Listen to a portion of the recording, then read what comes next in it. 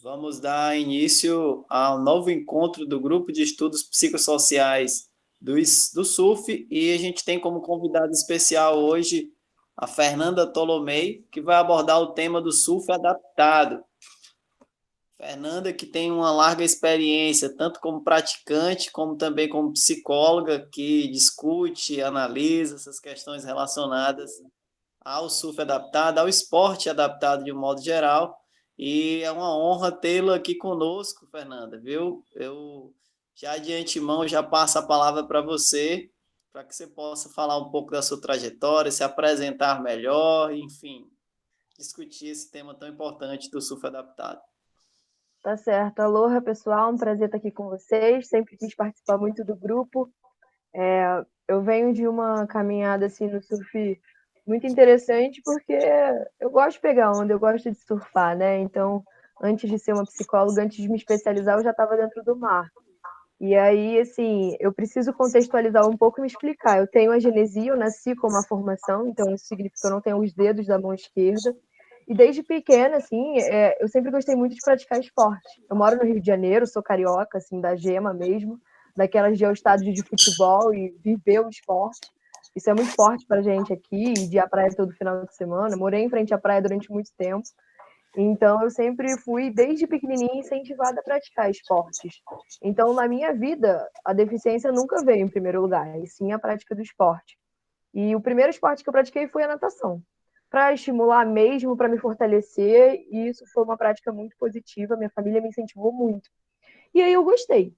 E aí, quando a gente consegue combinar, né, o incentivo da família com o interesse pessoal, a gente consegue praticar um esporte, digamos, de uma forma mais interessante. Com isso, na escola, eu comecei a me destacar, porque eu era, assim, apaixonada, eu só queria fazer gol e fazer cesta, e aí eu fui me dedicando em todos os esportes, porque o foco não era a deficiência, era o gol, era o ponto, era a medalha. E aí, para quem puder acompanhar o material, vocês percebem que todo esse contexto de medalha e troféu foi feito na minha fase escolar, eu estava na escola. Então, eu pratiquei muitos esportes. E aí as pessoas olhavam para mim e falavam, nossa, mas você é boa nisso. E elas não falavam da minha mão e da minha deficiência. E isso foi fazendo que eu percebesse, esse caminho para mim é interessante, faz sentido na minha história de vida. E eu confesso a vocês, eu só queria ganhar, eu tinha esse espírito esportivo muito forte dentro de mim. Então, o meu esporte favorito, assim, quando eu era da escola, era o futsal, era o que eu mais gostava de jogar, eu era ala esquerda. E por ser mulher, as oportunidades eram um pouco escassas. Não tinha uma equipe de futsal. E aí eu fui procurar uma equipe de futsal e não encontrava, não tinha menina jogando bola. E aí vem a primeira frustração. Aí lá fui eu jogar com os meninos. Eu não gostava, não, porque eu não me sentia assim, jogando de igual para igual, não achava que era justo, mas eu jogava. E muitas vezes eu era melhor. E aí todo mundo falava assim, ah, mas ela tem uma deficiência, sabe? Tipo, como se a deficiência fosse uma questão, assim. E eu nunca olhei para a deficiência como uma questão, porque eu queria fazer gol. E aí, com isso, na escola, eu recebi alguns troféus de destaque, já participava de entrevista na televisão, eu era uma adolescente, assim. E aí eu percebi que era uma oportunidade de explicar para as pessoas que a deficiência era só uma característica minha, e não era o foco. Só que quando você começa a observar a sociedade, você encontra barreiras sociais. E aí eu lembro, assim, de uns fatos, sabe, bobos, tipo, ir na padaria, todo mundo me olhando. Ir no shopping, todo mundo me olhando. Aí você fala, peraí, por que tá todo mundo me olhando? O que eu tenho, assim, de diferente? Então, a adolescência é uma fase complexa, assim, da vida da pessoa com deficiência. Só que o esporte me colocou em outra etapa, porque as pessoas olhavam para o meu rendimento esportivo. E aí, beleza, eu decidi na sétima série que eu queria ser psicóloga, eu decidi muito cedo, uma convicção assim, muito forte dentro de mim, porque eu sabia ouvir as pessoas. E fui para a faculdade. Eu estou dando um contexto de vida porque é muito importante vocês entenderem até onde eu cheguei com isso. Chegando na faculdade, tinha uma equipe de futsal feminina. E eu fiz faculdade com bolsa atleta. Eu recebi bolsa atleta por ser da equipe de futsal. Para minha surpresa, um treinador bem ousado, ele virou para mim e falou: Vou te colocar no gol. Eu falei: Não, é possível, eu não tenho uma mão. Você não vai fazer isso comigo. Ele falou: Vou, eu preciso de uma goleira, você não tem medo da bola? Vamos. Só que assim, quando você tem uma bolsa, a gente faz de tudo, né? Para poder manter a bolsa. Para mim era importante, para minha família era importante. Eu falei: Pronto, não vou mais fazer gol, agora tá na hora de agarrar. E em momento algum eu pensei assim na deficiência. Só que quando você entra em quadra para competir, as pessoas olham para você e elas já pensam, sabe? Pô, ela não tem a mão, a goleira não tem a mão. E era papo assim, de eu agarrar, muitas vezes a gente perdia, às vezes a gente ganhava, e no final as atletas vinham falar comigo. Cara, desculpa, eu te julguei. Foi mal, você mandou bem. Então, assim, você vê o preconceito sendo desconstruído e às vezes você vê nos olhares das outras atletas, sabe? No sorriso, num tom meio irônico. E aí o Sport TV foi entrevistar o meu treinador. Tipo, cara, você tá maluco? O que que tá acontecendo? Ele virou e falou: olha, eu olhei para o rendimento, eu não olhei para a deficiência. Então, esse contexto da Bolsa Atleta, eu tive Bolsa Atleta ao longo de toda a faculdade, tá, gente? Foi muito importante para mim. Eu gosto de agarrar? Não, era horrível, eu ficava cheia de roxo, eu nunca gostei, mas eu precisava sustentar a bolsa e fui até o final. E aí, ali no meio da faculdade, a minha mãe virou e falou: cara, assisti na televisão uma ONG de surf adaptado aqui no Rio. Eu falei: não, não é possível. Era para pessoas com deficiência. E aí eu falei: bora, e era, tipo, perto de casa. Gente, eu tinha 19 anos e eu nunca tinha convivido com ninguém com deficiência, tá? Esse contexto é muito importante. Porque eu me sentia única no mundo. Eu achava, ai, que ótimo, eu sou a única pessoa que não tem a mão, eu sou diferente. Eu falava isso pra todo mundo. Ah, eu sou a única sim, eu me achava o máximo por isso. Eu falava isso no meu discurso. E aí cheguei na Adapt Surf, que é uma ONG para pessoas com deficiência, mas ela é focada no rendimento, em ensinar, tipo, escolinha mesmo, e só para pessoas com deficiência, totalmente gratuita. Quem teve a oportunidade já de acompanhar um pouco o material, aí a gente já pode perceber, assim, que é uma ONG que tem uma estrutura, ela trabalha com voluntários, então a gente tem acessibilidade de praia, que no Brasil é muito, muito complexa. Eu tive a oportunidade de fazer a minha monografia em psicologia esportiva, porque eu percebi nessa ONG que eu precisava estudar, entender um pouco melhor, porque imagina, uma surfista dentro d'água observando os atletas, né? Aí eu falei, pronto, eu preciso fazer alguma coisa. Só a prática esportiva aqui não é suficiente, só o treinador não é suficiente. A galera com deficiência chega com muitas questões, sabe? Com muito sofrimento. Tem família, tem preconceito na rua, tem muito, muito sofrimento. Então você chega lá para praticar o esporte, era gente chorando um monte, pessoas com alguma deficiência adquirida, ou então pessoas que há 30 anos não pisavam no mar e na água. E aí a pessoa chorava absurdos. Então, assim, eu percebi, preciso fazer alguma intervenção aqui. Para isso, a gente vai atrás de fato e de artigo científico, né? Então, fui estudar. E tive, assim, o privilégio de ter na minha faculdade o Rafael Zaremba, que é um grande psicólogo esportivo, e ele me orientou muito bem, e aí veio o meu TCC, que é o documento, nosso texto base para esse encontro de hoje, Aspectos Psicossociais do Surf para Pessoas com Deficiência. E aí eu fui estudar campo na Adapt Surf, hoje em dia já são mais de 10 anos de atuação dentro da ONG, e aí sim fazer anamnese, fazer entrevista e entender, né, por que as pessoas estavam praticando surf. Que história é essa de uma pessoa cadeirante, uma pessoa com deficiência visual dentro d'água, pegando onda, tomando caixote? E aí a gente foi entender e analisar cada benefício, cada aspecto desse. Então, quando você chega na praia e você olha para uma prancha cheia de alça, uma coisa diferente de tudo que você já viu, você olha uma pessoa que está assim, com boias de proteção diferentes, né? Então, a gente foi estudar todo esse contexto. Só que eu tava ali para surfar também, né, galera? E aí, com isso, apareceram as primeiras competições, e é por isso que eu tenho esse histórico. Eu carrego comigo também algumas experiências esportivas, porque eu ainda era psicóloga, eu ainda estava estudando. Então, como eu ainda estava estudando, eu falei, quer saber? Eu tô aqui, bora, a gente vai competir. E aí, com isso, eu me tornei campeã carioca, campeã nacional de surf adaptado. E fui competindo conforme assim, eu estava na Adapt Surf. Isso tudo aconteceu aqui no Rio de Janeiro. E aí veio a oportunidade de competir com atletas do alto rendimento, de estar numa participação no WT, no circuito mundial, e assim, de repente você está dentro da água, o Filipinho dá um aéreo na sua frente, o Medina te cumprimenta e você está tipo, o que está acontecendo com a minha vida, né? Então, a gente tem a oportunidade de viver esses momentos, é tudo muito louco e, assim, é óbvio que isso são detalhes que fazem parte da nossa vida, mas eu não quero focar nisso aqui hoje, porque eu estava pensando, né, o que eu posso trazer de legal para vocês.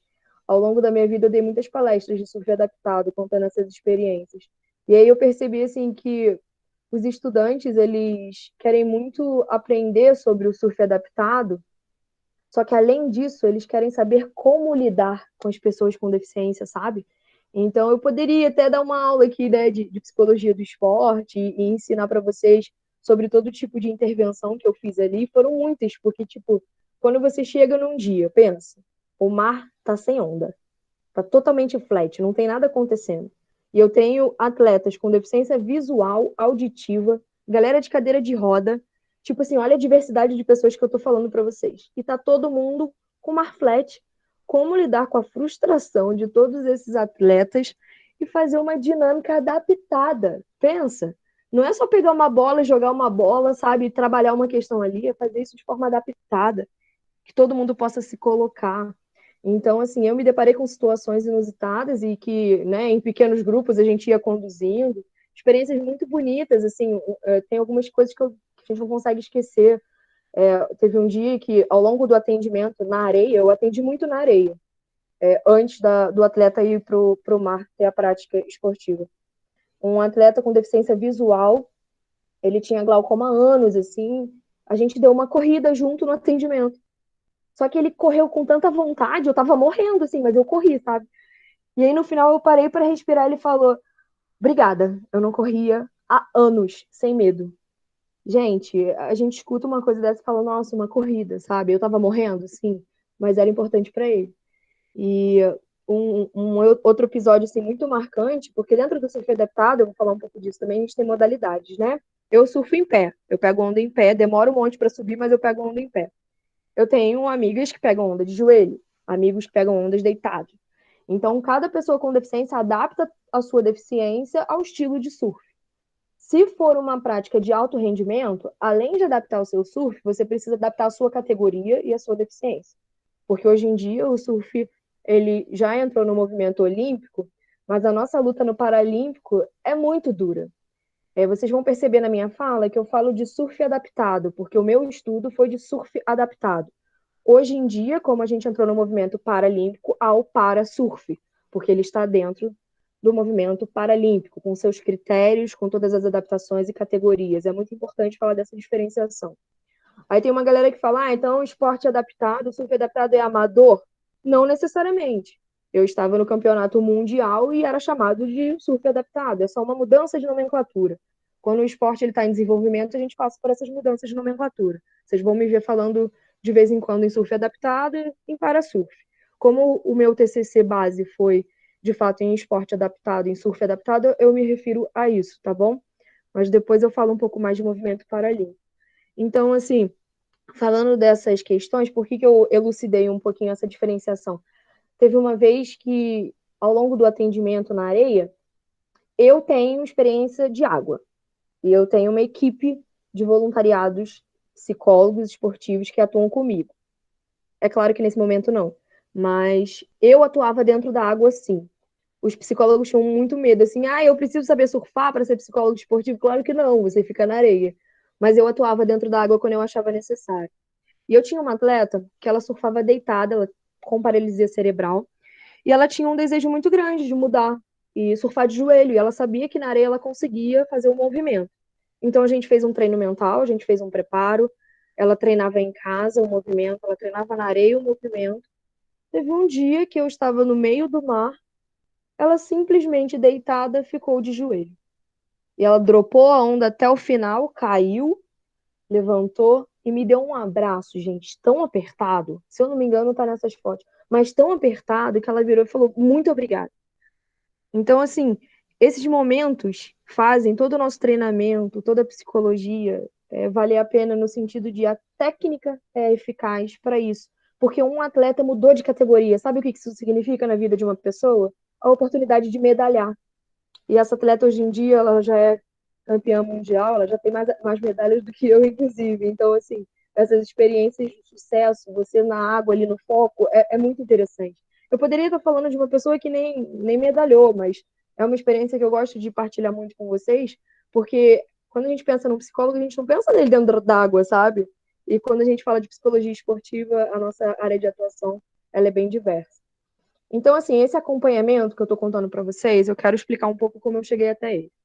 Depois do desenvolvimento desse TCC, eu parei para pensar, bom, então, ok, Nós temos benefícios psicossociais do surf, a gente tem aumento de autoestima, de autoconfiança, a gente tem uma prospecção de futuro, pessoas que nunca se imaginaram nem estudando, tendo uma profissão, uma carreira, vislumbrando um futuro, querendo ser atleta, querendo viver de surf.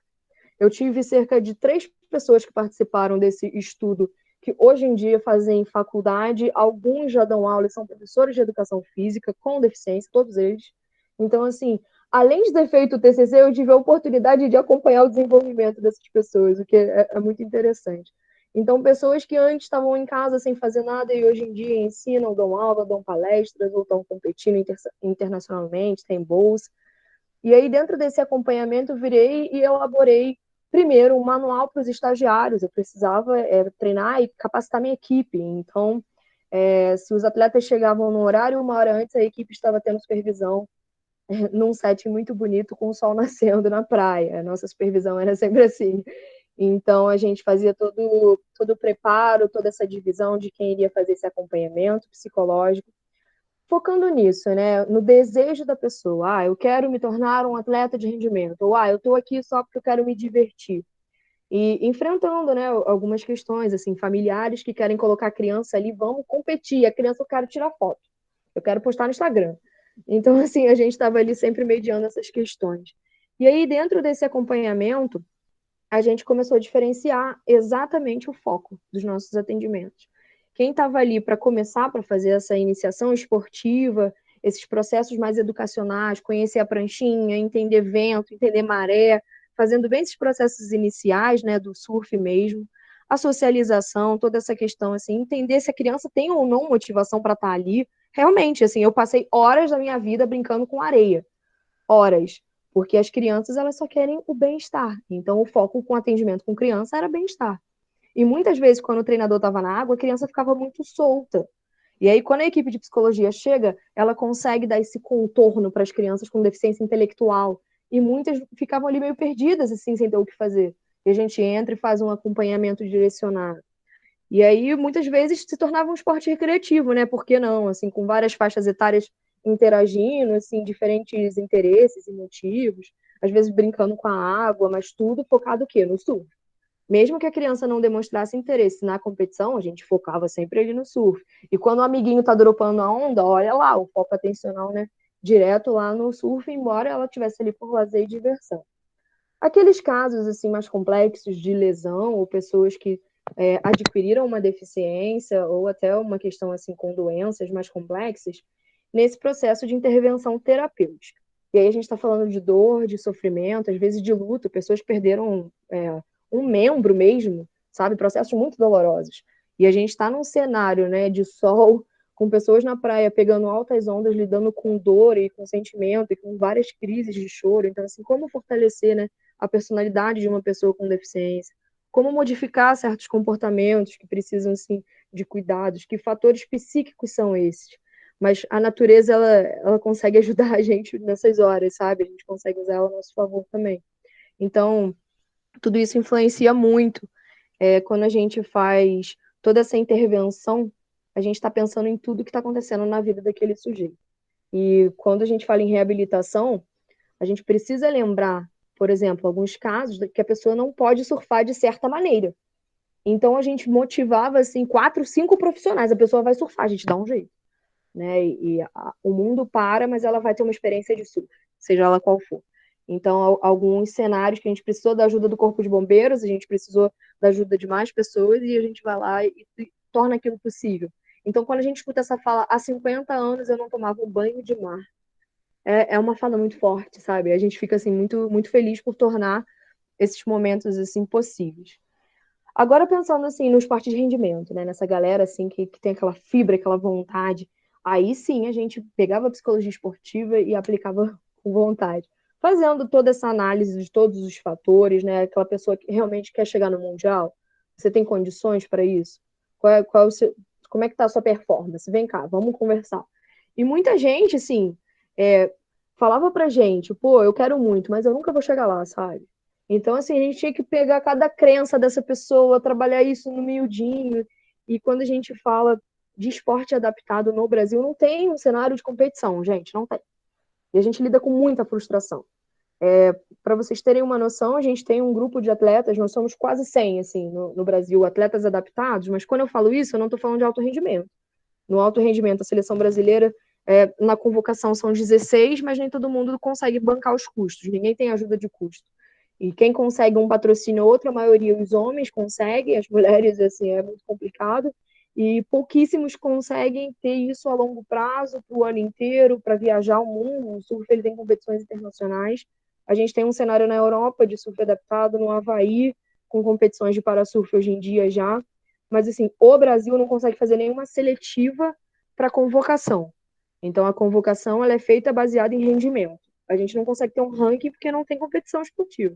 Isso é muito delicado, porque envolve grana. E a gente não tem a Confederação Brasileira Paralímpica. Não existe isso. Se o surf se tornar um esporte paralímpico, a gente está falando talvez assim de 2028, porque ainda não tem país suficiente, a gente está falando de um espaçamento muito grande ainda. A gente sim vai ter o Comitê Paralímpico, aí sim vai ter uma equipe responsável. Por enquanto não temos.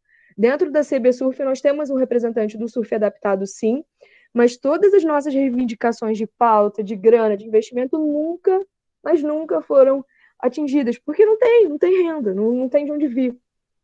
Então, quando esses atletas estão sendo representados lá fora, eles têm todo um suporte. Os nossos atletas paralímpicos não têm. E aí a gente enfrenta barreiras.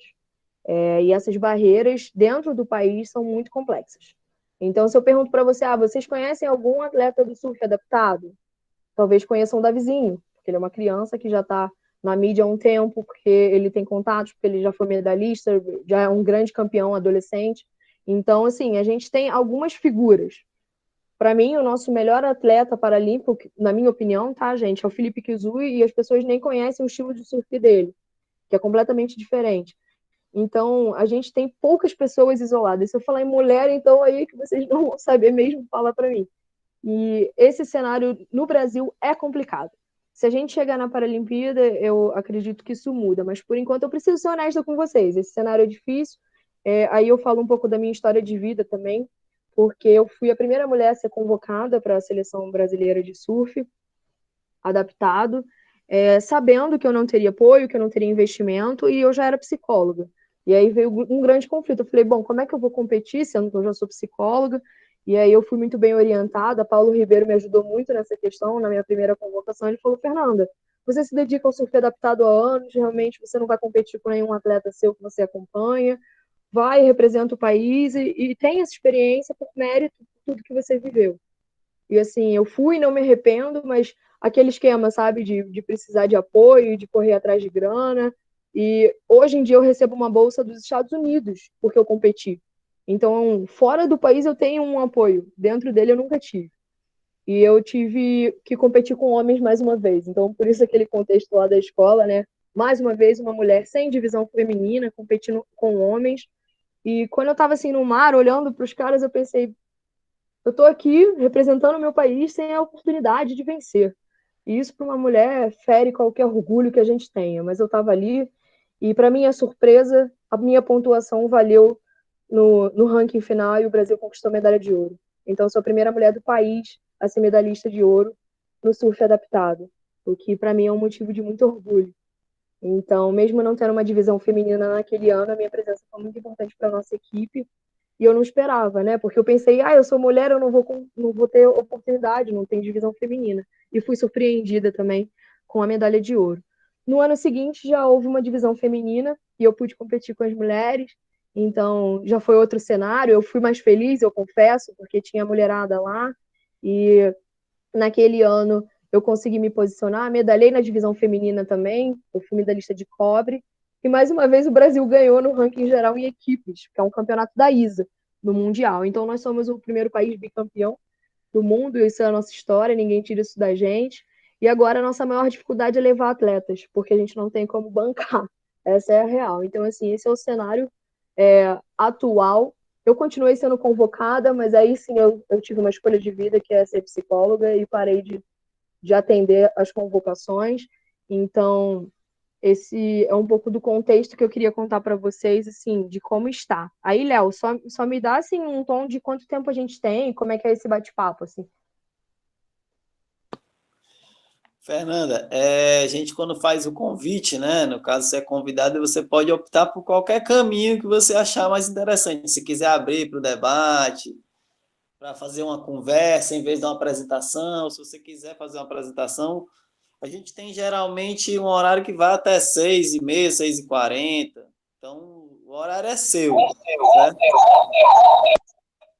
Ótimo. Eu vou segurar um pouco, se alguém tiver pergunta, dá uma segurada, porque assim, eu queria dar um pouco o cenário, mas ao invés de continuar, de falar um pouco mais, assim, hoje em dia eu trabalho com muitos projetos sociais, eu sou embaixadora de uma associação que dá prótese assim, para criança, mas ao invés de falar um pouco sobre isso, eu percebi ao longo da minha história de vida, como eu estava falando com vocês, que as pessoas não sabem lidar com a galera com deficiência, sabe? Então, assim, hoje em dia eu prefiro ensinar. Ao invés de falar de psicologia esportiva, de contar tudo o que aconteceu comigo, isso a gente consegue conversar e trocar ideia depois até. Mas eu prefiro ensinar como lidar, tipo tutorial mesmo. Então, tipo assim, o que todo psicólogo deveria saber sobre pessoas com deficiência no esporte, sabe? Eu penso assim hoje em dia. Ou em qualquer outro ambiente, né? Então, assim, essa é aquela hora que a gente anota, tá, gente? Porque o que eu ensino não existe em livro, é minha história de vida, é tudo que eu observo, são assim, é um conhecimento que eu diria que é muito importante, porque a galera não sabe lidar mesmo com pessoas com deficiência. Eu nasci com uma deficiência, eu sou psicóloga, então tenho meus benefícios. Então, assim, a primeira questão que eu poderia falar com vocês, de tudo que eu já vi, tanto assim, se eu puder falar de esporte, de vida, de faculdade, é postura, cara. Você pode até pensar, nunca tive aula de deficiência na faculdade, ou nunca convivi com uma pessoa com deficiência. Mas se você tem uma postura inclusiva, assim, você muda tudo, porque você está aberto, sabe? Então, tipo assim, se um atleta tiver com muita dificuldade, você vai avançar o treinamento dele ou você vai parar tudo e desenvolver aquela pessoa, aquele indivíduo, né? Então, assim, a inclusão, ela é uma escolha. Eu falo muito isso, sabe? Entre adaptar a regra, um ambiente ou a pessoa. Hoje, inclusive, no meu Instagram, eu postei, assim, uma amigona minha malhando, falando, né, que, tipo, o mundo tem que se adaptar a gente, mas parece que é o tempo inteiro a gente tendo que se adaptar a tudo. Isso cansa a pessoa com deficiência. Então, assim, ou a gente adapta os nossos materiais, até os nossos testes padronizados em psicologia, é muito difícil aplicar eles para pessoas com deficiência, principalmente com deficiência intelectual. Então, assim, é muito complicado isso. E aí, antes de qualquer coisa, de qualquer estudo, eu vou desacelerar um pouco minha fala e falar para vocês uma coisa. Revisita as suas crenças pessoais, sabe? Se você tem alguma dificuldade com esse público, com a galera com deficiência, é hora de tratar um pouco isso, se informar mais, porque vai chegar em algum momento até você, seja numa escola, seja numa instituição, numa ONG, no alto rendimento, sim, sabe? Essa postura inclusiva é algo que eu preciso, assim, se todo mundo tivesse essa consciência em aceitar, em agregar, em adaptar, o mundo seria melhor. Vou dar um exemplo bem simples, cara. Quando eu vou malhar na academia, todos os equipamentos não estão prontos para mim, porque eu tenho que pegar com as duas mãos. É tudo duas mãos. Eu não posso fazer nada. Então, assim, é complicado. Eu preciso me adaptar o tempo inteiro. E hoje em dia, depois de 30 anos, eu ainda preciso adaptar coisas. É cansativo. Aí eu chego numa academia com um personal que vira e fala: não, não, não, deixa que eu vejo para você. O que ele teve? Uma postura inclusiva. Então, assim, a gente percebe profissionais com a postura inclusiva e profissionais que não têm. Então, já ligo o sinal de alerta para vocês, esse seria o primeiro tópico, assim. Antes de eu passar para o próximo, acho que alguém levantou a mão. Alguém gostaria de pontuar alguma questão nesse momento? Fui eu, mas termina o seu raciocínio, depois eu pergunto. Eu terminei esse da postura inclusiva, então eu vou beber uma água, daí você pergunta. Bom, primeiramente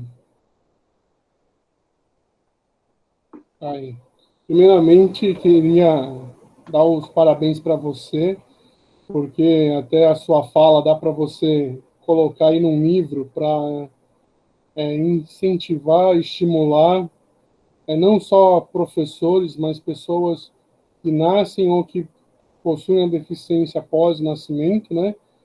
Pela essa pegada, essa riqueza de busca pelo esporte, pela essa paixão pelo esporte, descobrindo hoje o surf. Eu queria saber de você também se você precisou você que falou tanto em adaptação, se você precisou de alguma maneira se adaptar para o surf, né? Você falou que surfa de pranchinha. Se você precisou ter uma forma de, por exemplo, de ter uma mão adaptada, uma pá para poder te ajudar na remada, por exemplo, do surf. Se você encontra essas adaptações, adequações para os alunos que você atende no seu projeto, e se você conhece o pessoal de outras praias, né, de outros projetos. O Brasil é riquíssimo aí em praias e projetos. Eu queria saber se você conhece alguns outros projetos fora do Rio de Janeiro. Por exemplo, eu estou na Baixada Santista aqui, né? Aqui nós temos alguns projetos nesse sentido. Eu não faço parte deles, mas eu conheço. E daí seria meu questionamento, nesse momento, seriam esses aí. Boa, então, quando eu comecei a surfar, era a minha maior dificuldade sempre foi, vocês podem imaginar, a remada, né? Porque eu não saio do lugar e eu fico, quando eu remo, eu vou numa direção só. Então, assim, a gente pensou, refletiu muito com o treinador, com a equipe de fisioterapeuta, com todo mundo. O meu irmão é designer, então a gente pensou muito isso junto. Eu cheguei a usar algumas coisas, assim, luvinha, sabe, para ter essa pegada, aquela mãozinha de pato da galera que nada. Só que tudo que eu colocava na minha mão, na hora de subir, me atrapalhava muito. Então, eu cheguei uma hora e falei, gente, esquece, eu preciso sentir a prancha, porque senão eu não subo, eu não faço a flexão de braço, né, que é esse movimento aqui. E aí eu larguei tudo e comecei a surfar sozinha. Mas no surf adaptado, a gente tem a oportunidade de ter uma pessoa, um treinador do nosso lado. No Brasil, a gente, nas competições, sempre teve. Então, quando a pessoa me dá um impulso, eu consigo subir rápido. Eu não preciso ficar remando, remando, remando. Quando eu tô sozinha, cara, confesso, eu morro muito rápido, meu braço cansa muito rápido, porque eu não tenho remada. O meu braço realmente, ele cansa, e eu solto ele. Quando tem alguém me dando esse empurrão, aí eu foco no drop, eu subo e vou. E aí, o que que aconteceu? Como eu falei, eu sou embaixadora de uma associação que ela chama Associação da Aramão. Com certeza vocês já viram na televisão aquelas próteses em 3D, sabe? De plástico, assim, coloridona, para as crianças. Olhando no meu Instagram, vocês vão ver que eu tenho algumas. E essa associação está há 3 anos fazendo um estudo na PUC do Paraná para desenvolver, sim, algo que me ajude a remar. Na verdade, eles já desenvolveram, já está sendo patenteado, e eu não conheço ainda. Então, essa eu vou ficar devendo assim que lançarem. Eu te conto como é que foi esse projeto, mas assim, hoje em dia não uso adaptação. Estudei, cheguei a várias conclusões e percebi que eu precisava sentir. Mas lá na Califórnia, esse campeonato que eu fui foi na Califórnia, o Mundial é na Califórnia, por exemplo, um lugar que o Oceano Pacífico é muito gelado, tem tubarão. Então, assim, um cenário caótico e o sonho de todo mundo é estar surfando na Califórnia. Só que eu estava surfando sozinha. No Brasil sempre tinha alguém comigo. Então, naquele mar geladão, eu sofri pra caramba. O meu braço afinou. Em algumas semanas, assim, eu perdi musculatura e sofri muito. Senti muitas dores. Usei muito kinésio, muito taping para poder me proteger. E foi complicado, confesso. Mas é para todo mundo, né? Tá todo mundo competindo junto. Então, em relação à adaptação no mar, e até nadando, eu gosto muito de nadar, eu não uso. Mas vamos ver se a galera da tecnologia está conseguindo desenvolver alguma coisa boa para mim. E é legal falar de prótese também, né? Eu nunca quis, não, gente, usar prótese, porque eu me sinto muito confortável com quem eu sou. Eu consigo fazer tudo dentro das minhas possibilidades. Tem um desafio que eu ainda não consegui concluir, mas é bem simples. Eu vou falar para vocês, chama pular corda. Eu não tenho as duas mãos, como é que eu vou pular corda, né? E aí, junto com a minha família, a gente conseguiu desenvolver também um protótipo e em breve estarei lançando. Aí a novidade fica pro Instagram para vocês descobrirem também, tá bom? Mas é isso, é adaptar tudo o tempo inteiro. Então vocês podem perceber que o nosso cérebro vai pensando. E aí, por que eu faço isso? Por que eu me dedico tanto? Porque eu penso nas crianças, cara. Quando eu era criança, eu não tinha nada disso. Eu sou uma adulta tendo que repensar tudo o tempo inteiro, é cansativo. Então, assim, as pessoas perguntam para mim, nossa, você faz isso há muito tempo, né? Por quê? Para as crianças poderem crescer num ambiente mais inclusivo. Então, eu vou retomando, assim, né, aquele tutorial para vocês. Saiba se comunicar. Porque muitas vezes, assim, o nosso papel como terapeuta, como psicólogo esportivo, principalmente, é porque eu sou psicoterapeuta, não sei se eu comentei. Sim, é preciso estabelecer uma conexão. Então, é no olhar, é no gesto, muitas vezes no silêncio. E, velho, se nada funcionar, continua tentando. Porque as pessoas com deficiência fazem isso o tempo inteiro. A gente cai, a gente se machuca, se lesiona e continua tentando, sabe? Sabe a corrida do deficiente visual, que ele tá sempre com alguém ali com ele continua tentando. Então, assim, observa muito. Essa comunicação, ela precisa ser muito estabelecida.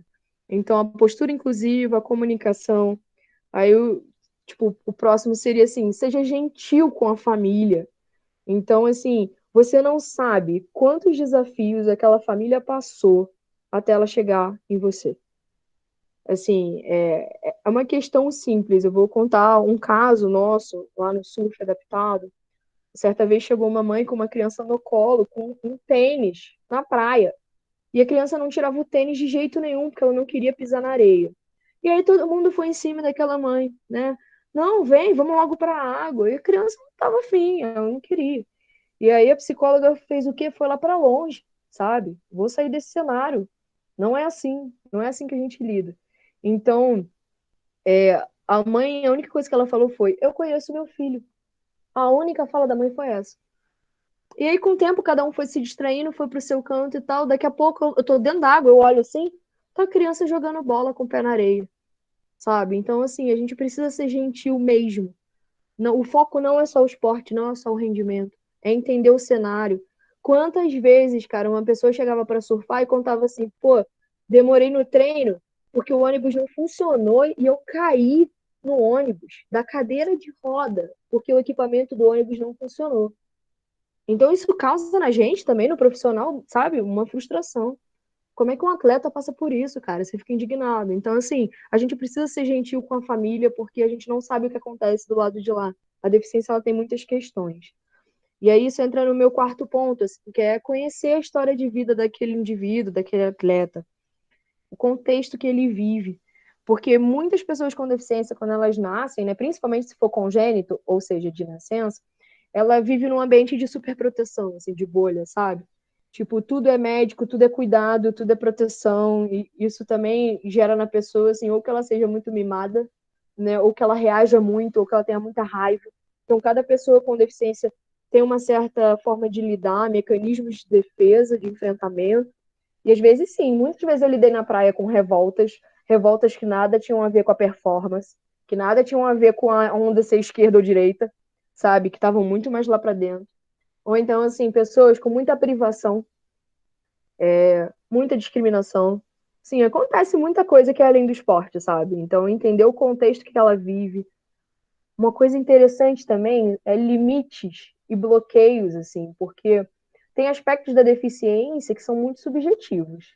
Que é, por exemplo, a dor, eu estava contando para vocês, né? A dor que eu senti lá no frio, na água gelada, que para pessoa com deficiência é diferente. Cada pessoa com deficiência tem umas outras comorbidades, sabe? Que às vezes não tem nada a ver. Você olha assim e fala, ah, ela só não tem a mão. É uma deficiência leve. Tá, mas você não sabe a dor que eu sinto nas costas por causa disso. Você não sabe a diferença que isso gera na coluna. Então, assim, tem uma série de questões. Eu tô falando de mim para dar um exemplo, mas, assim, uma vez eu peguei um caso, assim, de um atleta multicampeão, que ele não parava, assim, nos esportes, ele não conseguia ficar em um, porque ele queria ultrapassar limite toda hora. Eu falei, gente, mas o que tá acontecendo? Por que você quer tanto ultrapassar limite, assim? Aí a fala dele foi, eu não aguento todo mundo me subestimando o tempo inteiro. Aí eu falei, ah, você vai passar a sua vida inteira provando o quanto você é bom? Então, assim, a gente vive com atletas, sabe, que querem ser super-heróis o tempo inteiro. E aí, que história é essa que você está vivendo? O que você inventou na sua cabeça aí para se defender, né? E aí, isso vem de encontro, assim, com o meu quinto ponto, é procurar saber por que aquela pessoa está ali. Que motor está impulsionando ela ali? No esporte, na vida, sei lá, isso também se aplica a tudo, né? Que vontade de vencer é essa e ganhar a medalha? É a medalha mesmo que você quer? Será que é a medalha? Será que você realmente quer muita medalha que você já ganhou 10 vezes?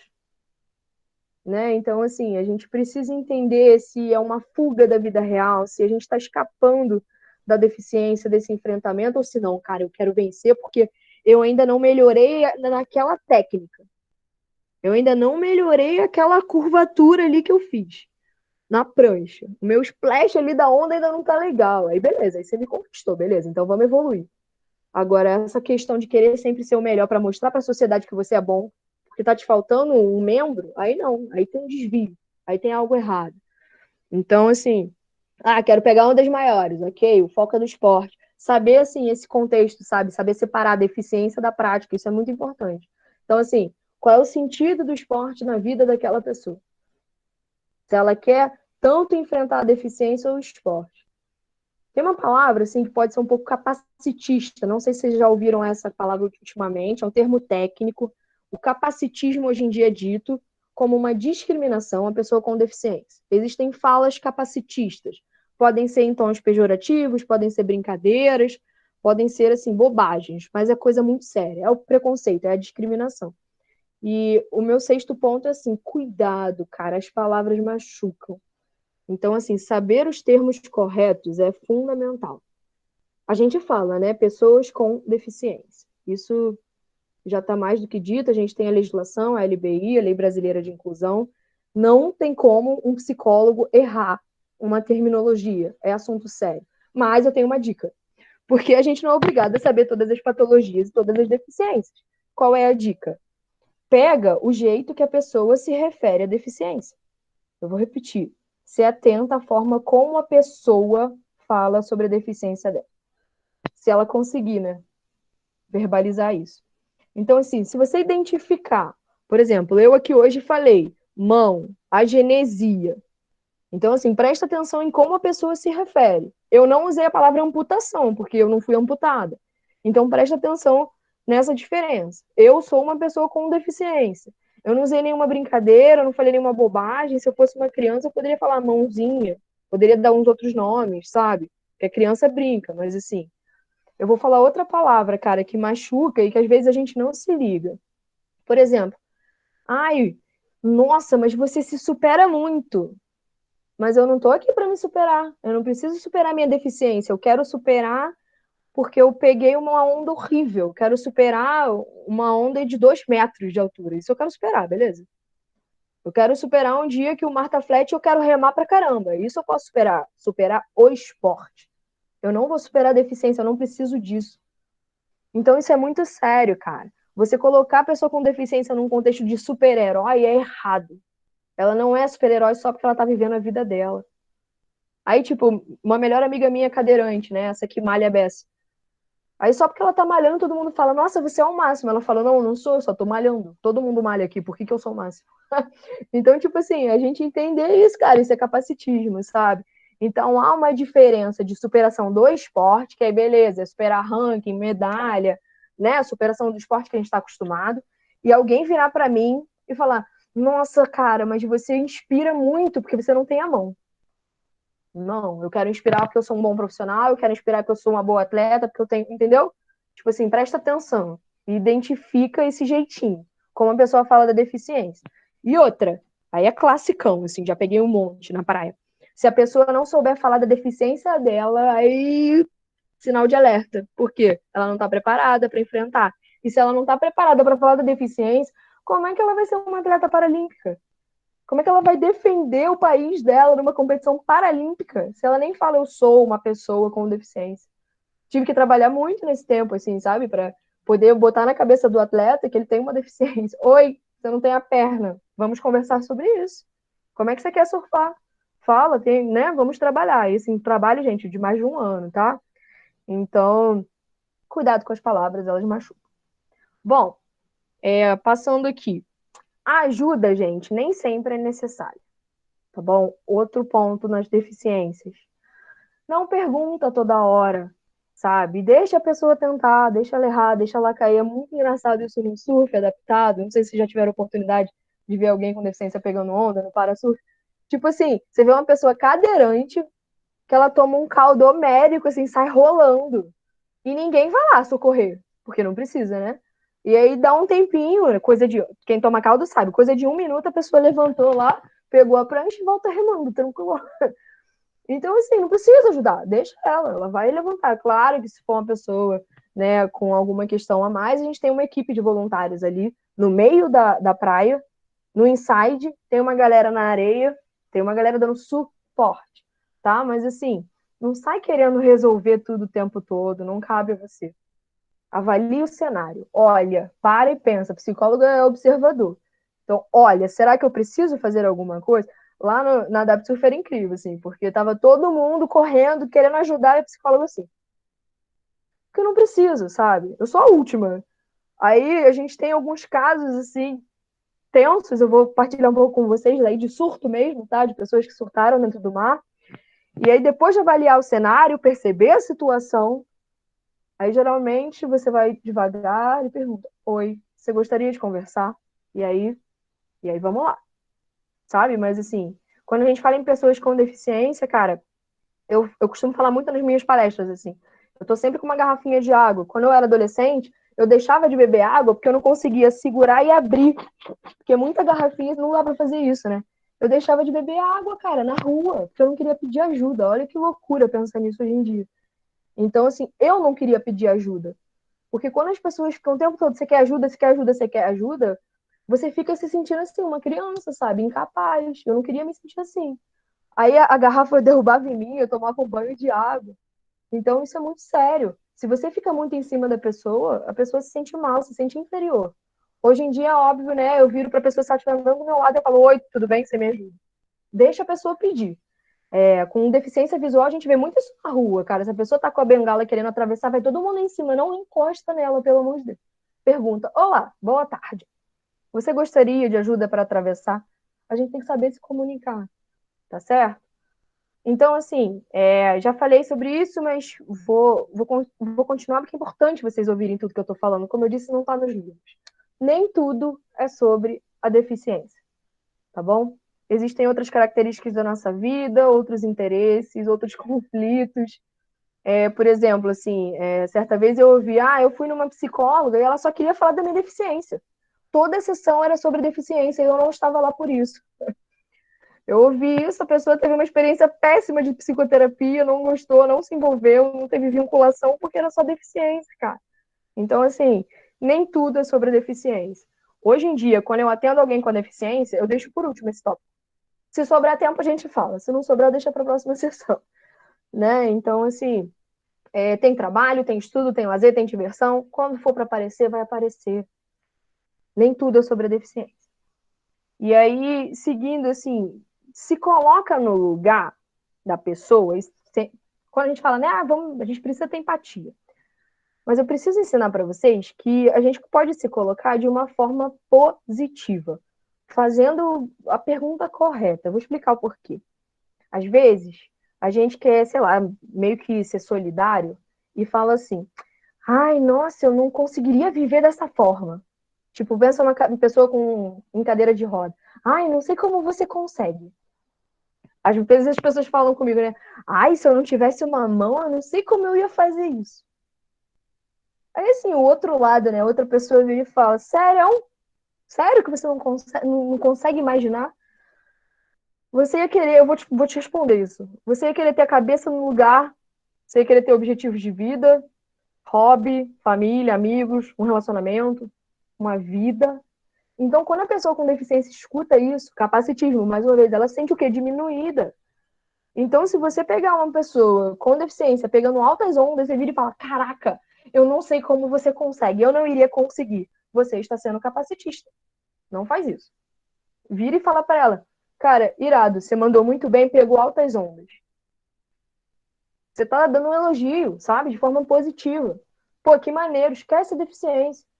Aí você fala: pô, eu não consigo pegar. Fala de uma forma correta, esquece a deficiência.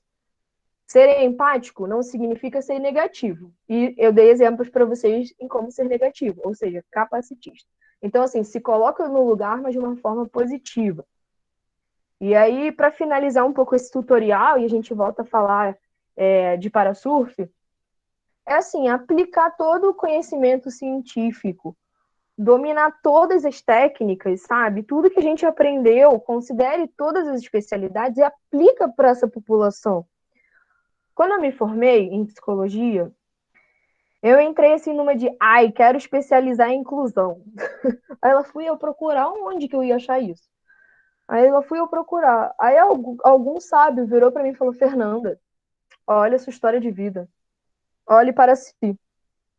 Vai estudar psicologia, se especializa em esporte, se especializa na sua linha de terapia e olha para sua vida. Aí eu parei assim, deu aquele choque de realidade, falei, tá bom. E sim, a gente encontra livros sobre inclusão hoje em dia, sobre aspectos psicossociais de pessoas com deficiência, encontra. Mas a gente não precisa ter uma coisa só para esse público fechadinho, assim, porque afinal são pessoas como todos nós, né? Então eu entrei nessa noia errada também de catar só querer especializar e não. A psicologia do esporte se aplica inteiramente a esse público. Eu fiz esse trabalho há mais de 10 anos na AdaptSurf. Essa equipe de psicólogos esportivos, eu gostaria de comentar assim para vocês que foi a melhor fase que eu tive. Nem sempre eu tive voluntários. Hoje em dia eu faço supervisão de um aluno, infelizmente online, mas com um estudo também de esporte adaptado semanalmente, sobre surf adaptado, de forma bem específica. E assim, esses voluntários, eles formaram uma equipe muito boa. Por quê? Eu não sou bilíngue, eu não falo Libras.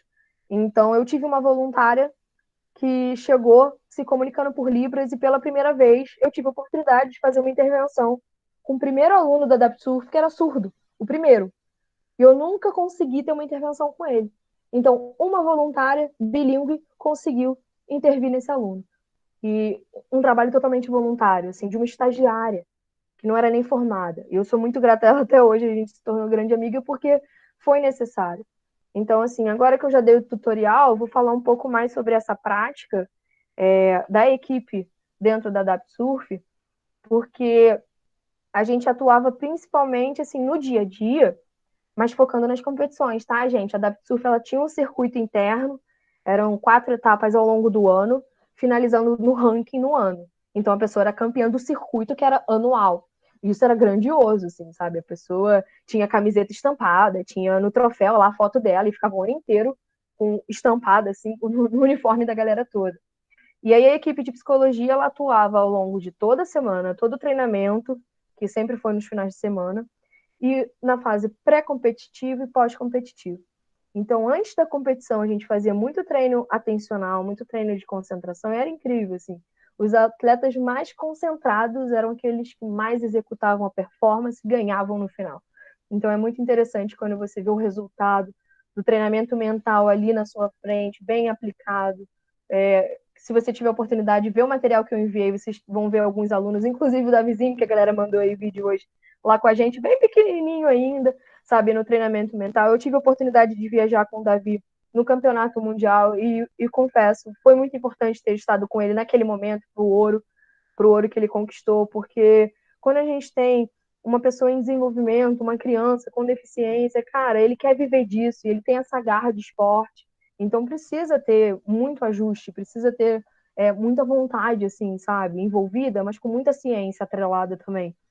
Então, vocês vão ver algumas fotos, tanto na areia quanto no mar, e a galera que está de branco é voluntária de psicologia. Eu fiz questão de inserir um uniforme para a equipe de psicologia, para, primeiro, não ter essa confusão de equipe de água e equipe da areia, porque eu queria mostrar para todo mundo que a nossa equipe estava ali com a nossa razão de ser psicólogo esportivo, de atuar na areia, de intervir na areia, e de poder estar fazendo esse trabalho. Como eu domino água e mar, eu também colocava os alunos para surfar e pegar onda, mas só eu fazia isso dentro da nossa equipe.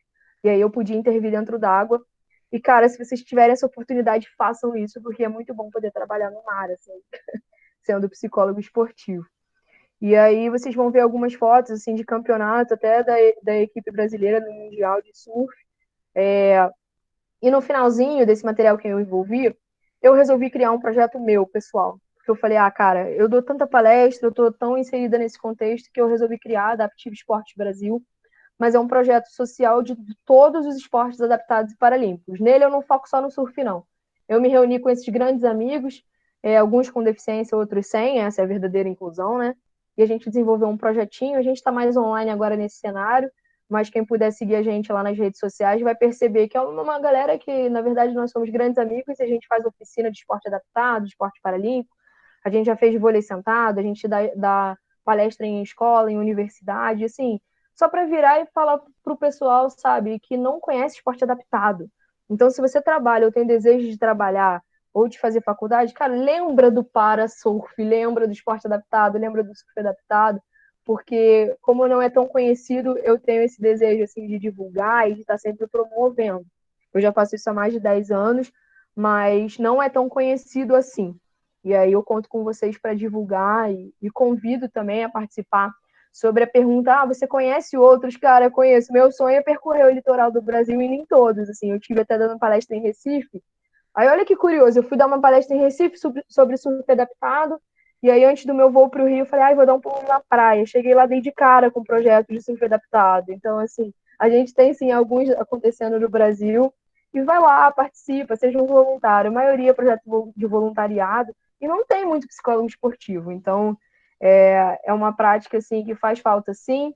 Geralmente são treinadores, galera de físico, profissional de educação física, e faz falta um psicólogo esportivo.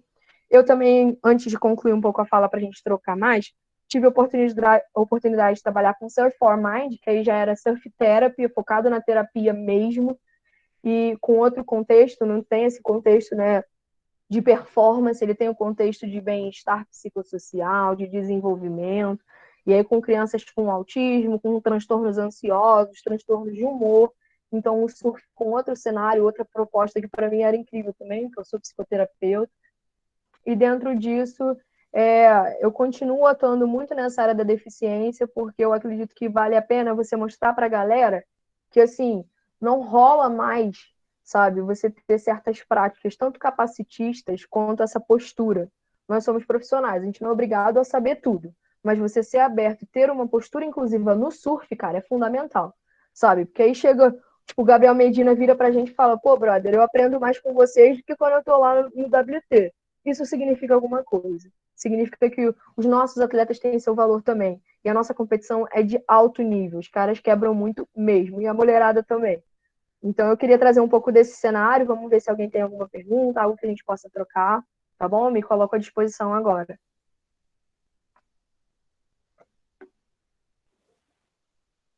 Fernanda, primeiro eu queria agradecer sua participação aqui, está sendo muito interessante, assim, me sinto lisonjeado, tá podendo aprender tanto com você. Esse grupo aqui, ele tem alunos de educação física também, né? Então já está articulando a temática mesmo do surf adaptado aí de forma mais interdisciplinar, né? Também acho muito legal. Adorei as dicas, né? Fiquei assim ali tentando me olhar se eu cumpriria ou não aquilo ali já. Legal, muito bom.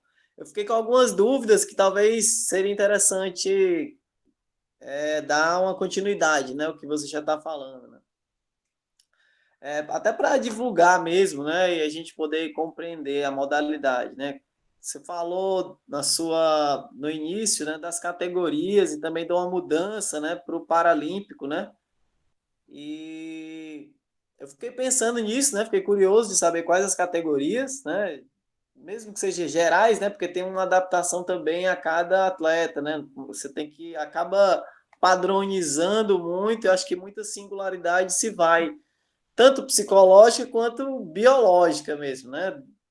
Do organismo ali, do indivíduo, né? Do sujeito, né? E eu fiquei pensando, diante disso também, quais as motivações que permeiam a prática do surf adaptado, né? Você falou aí da questão do surf de alto rendimento, das demandas ligadas à competição e tal, mas também mencionou as outras possibilidades de motivação, né? Eu acho que você tem muito a contribuir também nisso. Queria te escutar também falando nisso. Boa. Então, essa diferença de categoria, ela precisou ser ajustada aos moldes paralímpicos. Com isso, a gente perdeu até alguns atletas. A gente tem, eu estava comentando do Felipe Kizu, né? É um surf que ele é feito com uma pranchinha que ele é sentado e com remo, né? Ele surfa com remo. Então, a gente perdeu essa categoria e a gente medalhava de ouro toda vez, porque ele é um grande atleta. Quando a gente se ajusta ao Comitê Paralímpico, vai no detalhe, é um osso de uma mão que não pode, é um cotovelo que está acima e outro que está abaixo, e aí realmente as classes elas ficam complexas, mas eu vou ilustrar para vocês, e aí coloco lá no grupo depois, corretinho, porque eu tenho esse material, claro.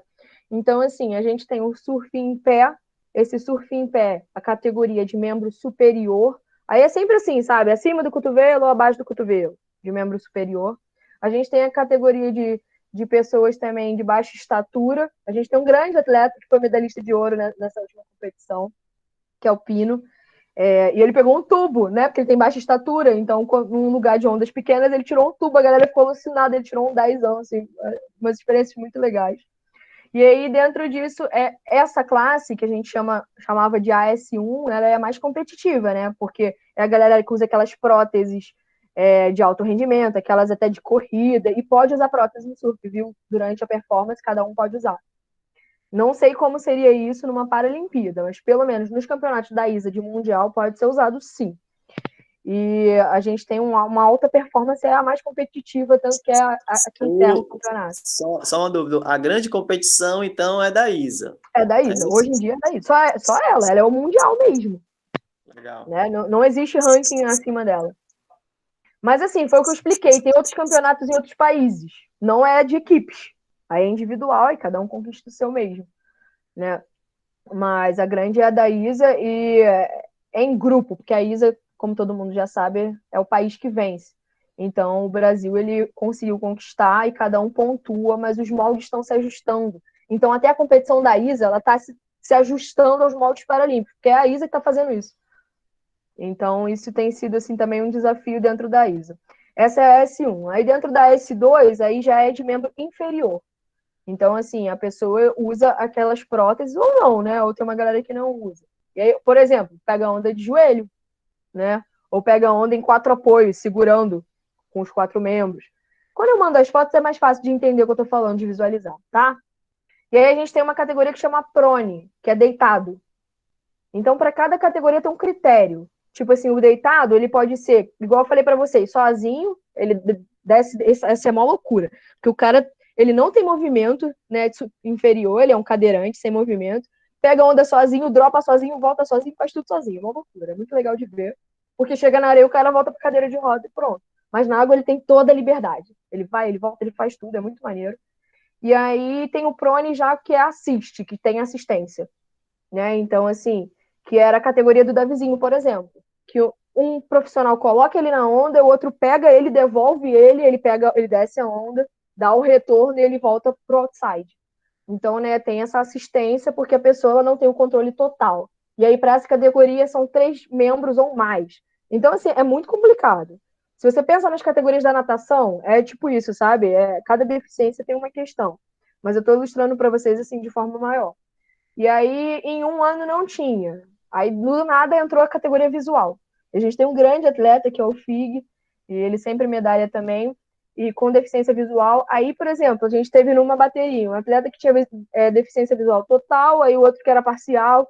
Então, é complicado também competir, né? Tem um cara que não tá vendo nada e tá só sentindo a onda ali, e dropando, e tem outro que tá vendo um pouquinho. Então, né, tem toda essa questão. No Paralímpico a gente tem muitas questões. Eu, por exemplo, na minha divisão feminina, cara, eu não tenho a mão. E eu competi, assim, com pessoas que tinham, por exemplo, deficiência no pé. E estavam remando ali tranquilonas, Então, tipo assim, é complicado a gente comparar. Eu tenho uma dificuldade, a pessoa tem outra, mas não tem mulher suficiente, então, né, tem toda essa questão. E aí, beleza, dentro disso tudo, é interessante eu comentar para vocês que o auditivo não entra, tá? A deficiência auditiva não entra porque a galera não é considerada dentro do movimento paralímpico mesmo. A galera com surdez tem o próprio campeonato, eles têm um posicionamento assim, um pouco complexo em termos de política mesmo, e aí eles correm o natural. Ah, eu não falei sobre isso. É uma terminologia assim que eu prefiro falar. A galera fala, você fala com deficiência, e aí tem uma galera que usa a palavra normal. Eu, Fernanda, uso natural, tá? Ou sem deficiência. Porque a galera erra muito nessa também. Então, natural ou sem deficiência. Criança com deficiência e criança sem deficiência. É um pouco óbvio, mas as pessoas fogem. Então, escrever natural aí para os professores e tal é interessante essa nomenclatura também. E aí, dentro dessas classificações todas, a gente passa por uma série de análises funcionais, e aí toda aquela coisa do Comitê Paralímpico Internacional, né? E aí você pode chegar na hora e não ser elegível, tá? Então, assim, você passa por tudo isso e não é elegível e não tem o que mude. Então, isso pode acontecer também. Dentro das categorias era isso. O que mais, Léo, a gente estava conversando? Era sobre as motivações que Ah, boa. pegam na prática. Olha, eu venho de encontro, assim, a um conflito muito grande entre atletas que desejam competir, não tem como bancar, essa história é muito grave das motivações. Tipo assim, eu tenho o desejo intrínseco dentro de mim, eu quero ser um atleta de alto nível, eu quero representar o Brasil. Você vê no olho do cara, mas eu não tenho como. Tipo, atletas assim, do Espírito Santo, atletas que, sabe, teriam tudo para ser excelente. Por quê? Porque tem um ambiente, tem a praia ali pertinho para treinar. Eu não tô falando de cenário distinto que não tem praia, não. Tô falando de cenários, assim, perfeitos, com condições perfeitas de treino. E o cara não tem grana para isso, não tem investimento. E aí chega na hora, né, do momento ali, foi convocado e não chegou lá porque não tinha grana. E, assim, é um cenário que é o que eu mais encontro. Ou seja, a galera que é convocada, que tem ido, o Brasil medalha sempre, Léo. Nós temos atletas de alto nível. Até a mulherada que não treina com frequência chega lá e medalha. Então, assim, porque vive do esporte, porque tem interesse. E aí, quando você encontra esse cenário, você vai ver o cara tá procurando emprego, tá procurando outra parada para fazer. O interesse fica, ele se desmotiva. Então, assim, as mulheres encontram, nossa, muitas frustrações. E aí a gente teve uma atleta adolescente, né? Porque o Paralímpico também tem essa questão de idade, se tem uma faixa assim mais alongada, né? Uma adolescente que foi, representou o Brasil e voltou e falou: não quero mais, porque eu não tenho investimento, eu tive que fazer vaquinha para competir. Cheguei, voltei, ninguém nem olhou, ninguém nem soube que eu fui lá, que eu ganhei medalha de ouro. Que história é essa, sabe? Não passa numa televisão, não é noticiado. Então, um atleta se sente desvalorizado. A mulher é muito mais. Eu vivi isso na pele, assim. É claro que a gente não quer se tornar uma grande estrela, mas o mínimo, que é pagar uniforme e inscrição do campeonato, a confederação deveria ter, e a gente não conseguiu. Então, isso gera frustração. E aí, quando a gente fala de motivação, sendo bem honesta, os atletas que conseguem se manter são aqueles que têm ajuda de custo financeira. E aí eles conseguem se capacitar e melhorar e cada vez mais atingir uma grande performance. Então, o cenário do Brasil, gente, é muito bom. De homens, é muito bom. O feminino eu já não consigo muito ser positiva porque a gente não tem investimento. E nem interesse, né? Porque acaba indo de encontro com isso. Mas no masculino tem. Tem Tem. muito, e tem em todas as categorias, e é competitivo, tá? A galera aí briga de cachorro grande, assim, porque eles querem representar o país, eles querem competir em alto nível.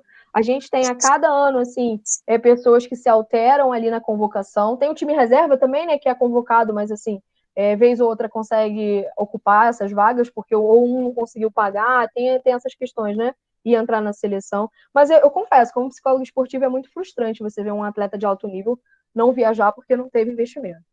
E saber que o cara podia medalhar. É uma oportunidade, sim, para o país. Mas o Brasil, de um tempo para cá, ele vem enfrentando dificuldades, porque o nosso time não vai completo. O feminino não está indo completo. Então, a gente não atinge a pontuação mínima. Assim, porque cada medalha é pontuação, né? E aí o masculino vai lá em cima, consegue medalhar e o feminino não acompanha. Então, por exemplo, Estados Unidos, que vai com todo mundo, arrebentou nesse último. E aí a gente tem essas diferenciações. No primeiro ano que eu fui como mulher, só precisava de uma. E a gente ocupou a vaga e a gente ganhou. No segundo ano, a gente não conseguiu completar. São 8 vagas femininas, não tem como.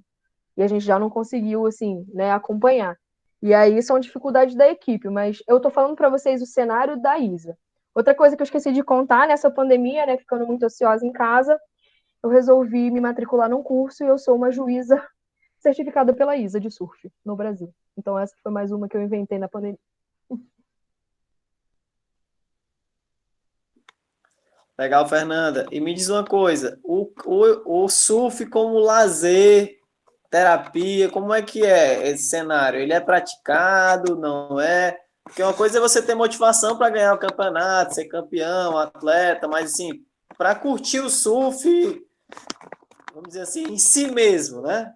Ou o resultado que ele traz em termos de bem-estar, saúde, diversão mesmo, ou então de autoconhecimento e também de desempenho, né? Você pode pensar numa trajetória de alto rendimento ou de médio, ou seja lá qual for, mas de melhora do rendimento no campo do lazer, né? Não sei como é que você vê isso, né? Ai, olha, eu vislumbrei possibilidades incríveis, assim, sabe? Como eu já estou há 10 anos na ONG, No início, quando eu ainda era estagiária lá, estava estudando, eu vi pessoas assim que não sabiam nem se posicionar, nem pegar a prancha direito, que hoje em dia vão sozinha para a praia, pegam o carro, bota a prancha no rec, vai embora com a cadeira de rodas, pega a onda e volta para casa. Você vê a autonomia da pessoa que às vezes nem falava da deficiência, cara. Isso é muito maneiro. Isso é, tipo assim, pra gente que é profissional, às vezes impacta muito mais do que uma medalha, né? Porque tem essa questão, e rola umas brigas do tipo assim, ai, pra você é mais fácil pegar a prancha e entrar no mar. Aí o outro vira e fala, não, mas aí você se vira e vai pegar a prancha e vai também, né? Porque todo mundo só quer, no final das contas, pegar uma boa onda ou tomar um belo de um caldo e voltar para casa revigorado. Então, eu acho que o surf adaptado mesmo, aquele que a pessoa vai lá para se divertir, é onde a gente atinge o benefício psicossocial mesmo, que é autoestima mesmo, é autoconfiança. O que eu mais gostei de estudar, porque eu fiz uma análise qualitativa, o que surgiu foi o sentimento de transcendência. De você, quando está lá, você transcende, parece que você atinge outro estado de consciência no mar. Então, isso é muito bonito. E como eu acompanhei essa galera a longo prazo, eu acompanhei essas pequenas evoluções, tanto de autoestima, de fortalecimento. Você vê a pessoa assim, se erguer como uma pessoa com deficiência e viver aquilo. Eu vou trabalhar, eu acordo cedo, eu pego minha onda, eu me divirto, e é isso aí. E tem outra coisa que eu falo com muito amor no coração, são as crianças, cara, que vão se divertir. E eu falei para vocês, eu só conheci gente com deficiência na faculdade. Essas criancinhas que crescem comigo, que não têm a mão e olham para mim, elas se identificam, elas têm uma visão de futuro, têm uma referência. Eu consigo levar hoje em dia uma galera da Associação Dar a Mão, que não tem a mão, para soltar comigo. Isso é muito maneiro. Se eu tivesse isso na minha infância, eu ia ser muito mais feliz, porque você se identifica entre pares, né? Então, quando a gente fala de surf de recreação, de lazer, quantas vezes eu me diverti trabalhando lá, pegando sol com as crianças, sabe? Então, os benefícios sociais que eu estudei, que realmente comprovei, e hoje em dia eu posso afirmar, são mais de 10 anos de prática de surf adaptado no mar, nas águas, vendo pessoas mudando de categoria. Isso é muito grandioso na vida de uma pessoa, porque ela evolui cada vez mais e reconhece a psicologia como uma prática fundamental dentro daquela modalidade esportiva. Legal, muito massa. Eu, assim, fico bem feliz, né, de ver esse seu retorno dessa dimensão humana mesmo e inclusiva, né? Acho isso fantástico. E fiquei pensando como é difícil, como deve ser o difícil acesso à praia, né? Para essa galera, né? Ela pegou a prancha, mas aí como é que ela vai chegar à areia numa condição favorável de. Mas enfim, isso é um detalhe. Acho que o Éder levantou a mão, não sei se alguém. Isso. O melhor momento é esse, mano. Justamente era pegar essa tua deixa aí para poder fazer a questão que eu estava aqui elaborando. Tá dando para ouvir direitinho? Certo. Antes de qualquer coisa, obrigado aí pela oportunidade. Tem sido muito bom esses últimos minutos. Foi relembrar um pouco da disciplina que nós cursamos, né? E o professor disse assim, o melhor dia do curso de Educação Física vai ser quando eu não precisar mais dessa disciplina. Ofertar essa disciplina de surf adaptado. O dia que ela deixar de existir, né? Ele, que era um professor nosso de São Paulo, inclusive não está mais aqui. Mas a questão é assim, eu fiquei pensando, refletindo, eu vou desvirtuar um pouco a temática para depois voltar lá na frente e pegando esse gancho do Léo. Pensando no aspecto cultural para a prática, né? Da cultura para a prática, mas com foco no sujeito. A gente tem uma história no Rio, por exemplo, dos seus cronistas clássicos, o João do Rio, o Lima Barreto, em que eles vão tematizar o Rio a partir da perspectiva do subúrbio, dos fins do século XIX para o século XX. Não estou conseguindo te escutar direito, não, cara. Será que uma vez tu tirou o fone e ficou melhor? Não sei se... Deixa eu ver aqui como é que vai ficar. Pronto. Melhorou? Até onde vocês conseguiram ouvir ou não ouviram nada? Eu consegui ouvir. Certo. Então eu estava falando, Léo, que o Rio de Janeiro, do ponto de vista dos cronistas clássicos, aí falando de literatura, mas como a cidade vendida, né, para o grande público, a partir de João do Rio, Lima Barreto, tinha uma perspectiva de olhar o Rio pelo subúrbio. E aí você tem uma série de transformações no começo do século, de um processo de urbanização, né, de reorganização do espaço urbano. E aí Rui Castro escreveu um livro recente, A Metrópole e a Beira-Mar, em que ele diz que as casas do litoral eram as casas, o quintal dava para a praia, né, e a frente ficava para dentro da cidade. E a partir dos anos 20, com o calçadão, as casas começaram a ter a sua frente voltada para o mar. E aí ele ilustra isso como, por exemplo, uma série de cartazes onde a praia começa a ser o cenário, não mais o Pão de Açúcar. E aí nós temos a construção, eu penso assim, de uma imagem do rio a partir do mar, e o mar construindo uma imagem de corpo. Basicamente você tem o rio vendido nas novelas, ou como um grande balneário, ou em algumas novelas como uma grande madureira. E aí eu estou pegando a fala do professor de história Luiz Antônio Simas, que pensa muito o rio a partir da rua, né, da sua relação com a rua.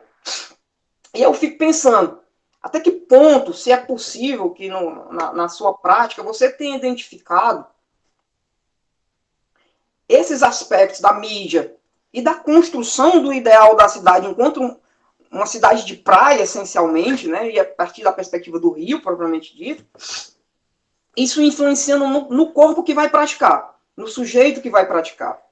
Se existe isso, ou se isso é percebido de modo muito sensível, ou passa desapercebido, até mesmo do olhar mais treinado, do sujeito que mora na cidade, que às vezes não consegue ter essa perspectiva que eu tenho, que não fui nunca ao Rio ainda, não fui ao Rio ainda, mas que me interesso pela temática urbana do Rio, né? É uma questão própria.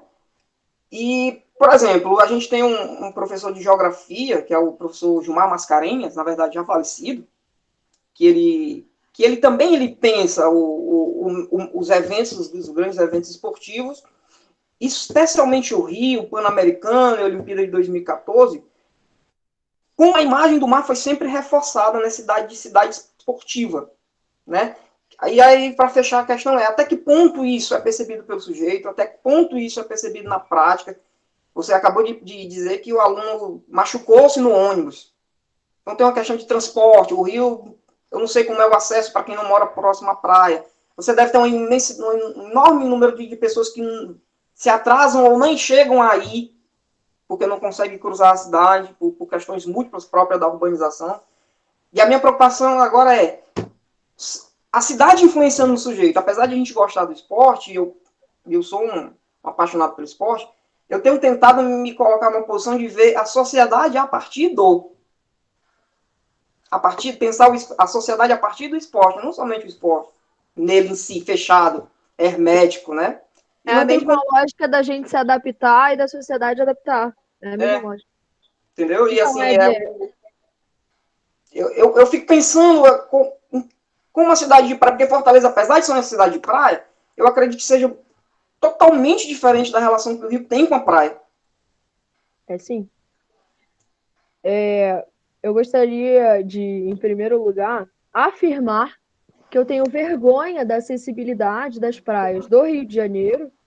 Assim, eu vou repetir, eu tenho vergonha da acessibilidade do litoral do Rio de Janeiro. Foi feito um estudo através da AdaptSurf, já tem um tempo, em todas as praias, pouquíssimas são certificadas. O que é ser uma praia certificada? Ela ter rampa, ela ter acessibilidade. E assim, a gente tem aqui no Rio uma que é super longe, sabe? Que é no Recreio. E quando a gente pensa em acessibilidade, a gente pensa em pessoas com carrinho de bebê, a gente pensa em pessoas idosas. Acessibilidade é para todos, tá? Ela não é só para pessoas com deficiência, não. E a gente tem uma esteira, vocês vão ver nas fotos, ou se já não visualizaram, é uma esteira que custa mais de 30 mil reais. Só um pedaço, um trecho da esteira. Poderia ser de madeirinha? Poderia. A prefeitura poderia ter construído? Poderia. Mas não tem um posto. Aqui no Rio, né? As praias são divididas por posto. Não tem um posto com acessibilidade. E quando a gente coloca a nossa esteira, que ela vai no comprimento, pensa na praia de Copacabana, que é que todo mundo conhece. Um comprimento da praia de Copacabana, da areia, do calçadão até a água, não é viável em cada posto financeiramente. Então teria que ser uma madeirinha, algo viável. E a gente teve uma Paralimpíada nessa cidade sem acessibilidade, gente. Olha a dó que não dá no nosso coração. Fizemos eventos de surf adaptado na Paralimpíada. Recebemos atletas de todos os países para surfar com a gente nesse período. Foi incrível, foi muito maneiro. Porque era atleta de alto rendimento, né? Pô, pegando onda com a gente, a galera mandou muito bem. E a gente não tinha acessibilidade. Então, quando a gente faz nossos campeonatinhos, a gente tem que levar acessibilidade. E é uma vergonha atrás da outra, cara. Quando você chega num cenário que a areia é no calçadão, é mais fácil, porque tá na mesma altura. Pensa agora numa praia com uma escadaria aí.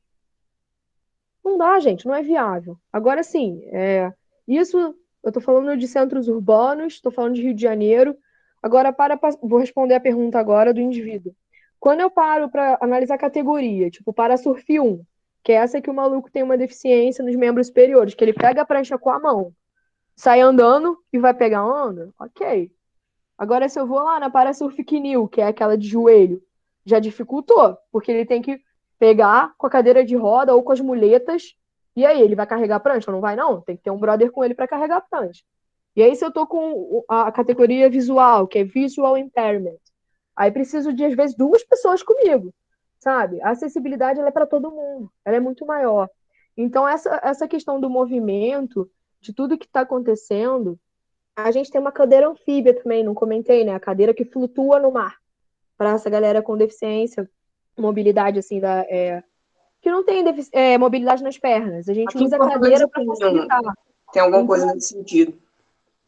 Então, assim, a acessibilidade, ela é monstra. Observa bem as nossas fotos. Eu falei bem das alças nas pranchas. Cara, botar alça na prancha todo mundo consegue. Então, assim, é preciso fazer um estudo? Sim. É preciso fazer com consciência corporal? Sim. Quando a gente recebe voluntário novo, a gente fez um curso de capacitação com fisioterapeuta, com psicólogo esportivo, com toda a nossa equipe técnica para mostrar que não dá para receber um voluntário e falar, bora. Não é assim. O fato de você segurar uma pessoa pelo braço com deficiência é muito grave, a gente pode ter lesão. Então, a acessibilidade não é só ali no momento da chegada. Essa história do ônibus realmente ela é braba, mas assim, quando a pessoa não tem nem o direito de ir para a praia, cara, isso é crime. Para mim, isso é crime. E a responsabilidade ela é pública. Por que eu atuo numa ONG? Porque o sistema público não respondeu uma demanda, que é o esporte, entendeu? Então, assim, cada cidade tem a sua questão de acessibilidade, mas se você conhece uma pessoa com deficiência que quer fazer um esporte, você sendo um professor ou psicólogo, é a sua responsabilidade social tornar aquele ambiente inclusivo, ok? Seja o seu consultório, a sua sala, o seu banheiro, sabe? É a nossa responsabilidade, não é da pessoa que chega, não. Ninguém com deficiência tem que ensinar pra gente que a gente tem que mudar nosso ambiente para recebê-la com dignidade. E a Isso é dificuldade sério, de Éder. Isso é sério. acesso, ela é uma forma de exclusão. Só que eu penso que não deu errado. Não é uma coisa que está errada. Pelo contrário, está certo. Para o Brasil, da forma como o Brasil foi pensado, deu certo, porque era desse jeito mesmo. O Brasil não foi pensado para incluir. Mas chega um momento que ou a gente muda ou a gente exclui. Lembra? Postura inclusiva é uma escolha. E eu escolho incluir. Do ponto de vista das políticas públicas, deu certo. É isso mesmo. Muita gente, o que foi pensado para o Brasil foi que muita gente não tivesse acesso à cultura, ao esporte, ao lazer. Então, desse ponto de vista, deu certo. O que a gente tem que fazer agora é fazer com que dê errado. Isso aí. Boa perspectiva.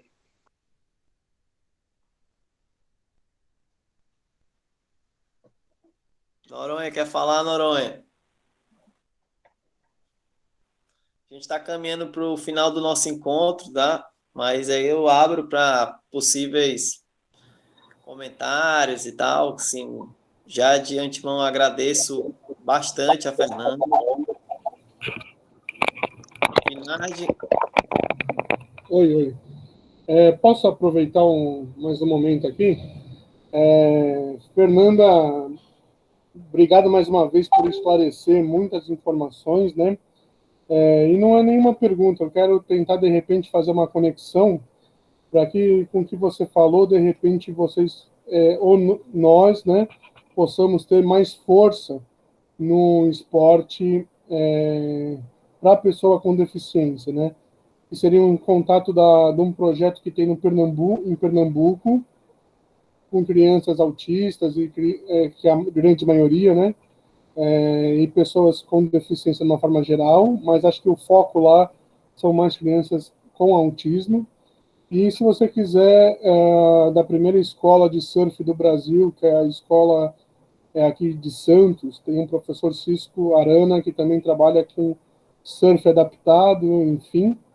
E tem um outro projeto em São Vicente, que daí trabalha com vários tipos de deficiência, né? Porque, na verdade, é como você... algo parecido com o que você faz, eles cedem as pranchas, as canoas havaianas, vários equipamentos de mar e vários estilos de remo com adaptações para cada pessoa que tem lá, que é o pessoal de São Vicente. Eu esqueci o nome do projeto, eu fico te devendo. Mas se você quiser e precisar desses contatos para, de repente, criar uma força maior aí no Brasil, eu posso estar passando depois para você aí, porque aí o litoral que tem quase 8.000 km aí de litoral brasileiro, né? Se eu não estou enganado nessa medida, mas seria bem interessante da gente também ter o surf paralímpico, né? Já que nós temos hoje o surf olímpico. Já que conseguimos o surf olímpico, precisamos conseguir também o paralímpico, né? O que a Fernanda aborda e fala é muito importante, sim, né? Ganhar esse espaço na sociedade é muito importante para a pessoa que tem uma deficiência e para a pessoa que também não tem, porque também somos deficientes, né? Cada um tem a sua deficiência. E por que não deixar o nosso Brasil mais inclusivo, né? Onde muitas vezes tornamos eles mais exclusivos, não tão inclusivos assim, né? Queria agradecer aí pela fala de hoje, que foi muito rica, acrescentou bastante, e pode contar comigo aí para toda ação que você pensar. O meu foco é mais escola, né? Em escola hoje nós temos muitas pessoas com deficiência, mas pode contar comigo aí para o que der e vier, para a gente poder aí unir essas forças aí. Parabéns e obrigado pela oportunidade. Boa, obrigada. Manda esses contatos, sim, gente. Eu vou deixar claro aqui, estou no grupo, não sairei dele, porque é do meu interesse aprender e estar sempre com vocês. Eu não consigo estar online porque é a hora do meu plantão, mas eu tô junto e estou muito disponível nas redes sociais. Então a gente mantém esse contato, tá bom? Não encerra aqui, não. Éder, quer dar um recado, Éder?